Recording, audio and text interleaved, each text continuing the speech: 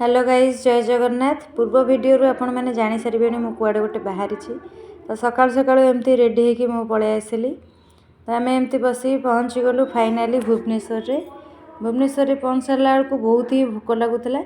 तो आम चलू दहीबरा खाइबापी। तो एमती आम आसी दहीबरा खाईदेलु।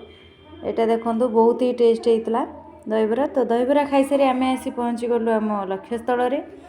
आम पलि आसलु एक्चुअली ट्रेनिंग रे आमर 3 दिनिया ट्रेनिंग अच्छी जो ऑफिस कैरियर रे मोर 3 दिनिया ट्रेनिंग अच्छी। मु बर्तमान 3 दिन ये भुवनेश्वर ही काटिबी।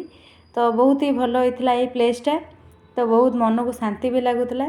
तो आसी फ्रेश होगी चलीगलु जलखिया खायापी। आज जलखिया थिला इडली आउ गोलाप जामुन गुगुनी।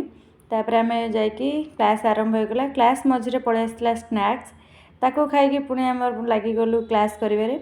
तो सार आमर बहुत ही भलरे बुझाऊले। आरी मझे लंच रो टाइम हो जाता। आज बहुत सारा लंच रो भी थिला आइटम।